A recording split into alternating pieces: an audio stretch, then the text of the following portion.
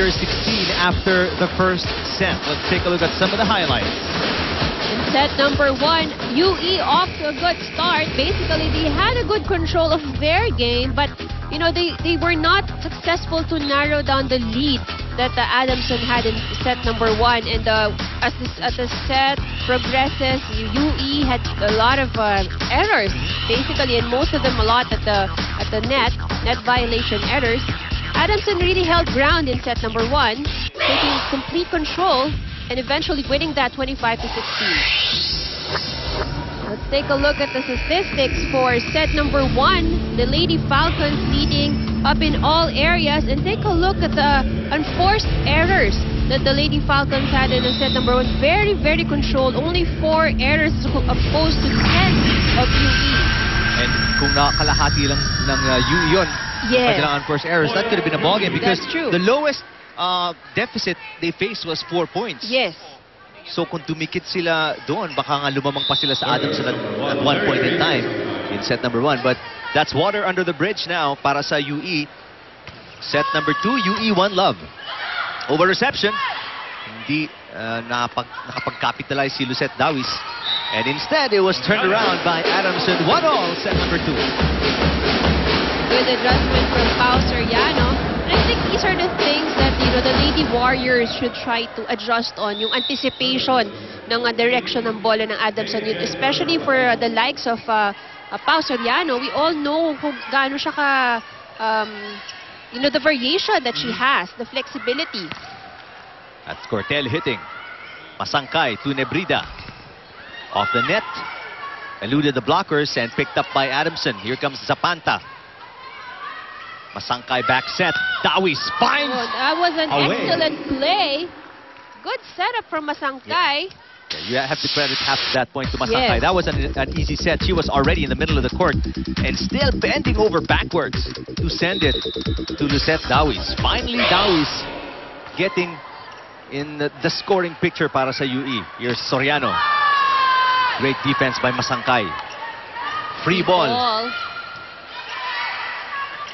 Soriano tries again. Off the block. And I think pinabanggit mo, Ivy, so many ways Soriano can hurt you in so many places sa court.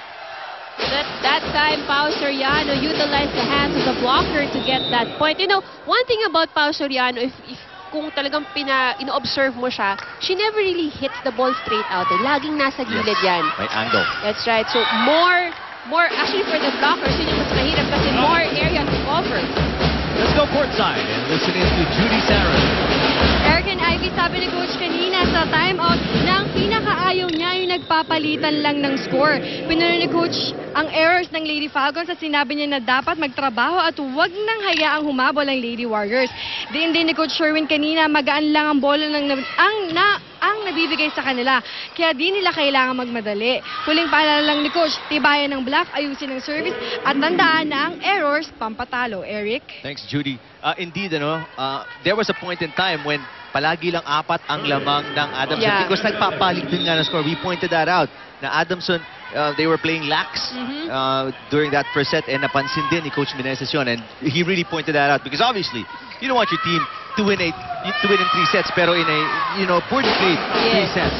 That's right. Usually the same goes, I think, for the Lady Warriors. Even if Coach Boy would say that I don't need you to win, but what he's looking for with the girls is basically the game. You know, yun ang hinahanap niya.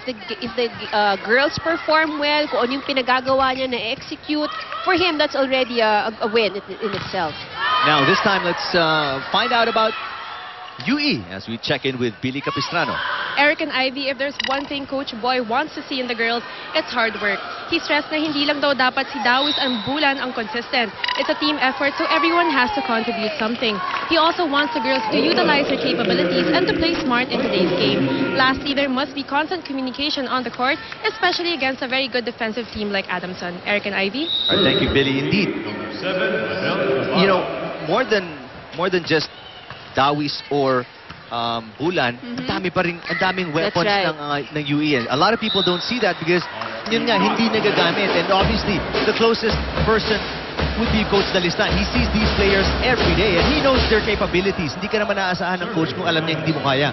That's true, and the coach will not put you in, especially as a first stringer, if you don't have the capability to perform.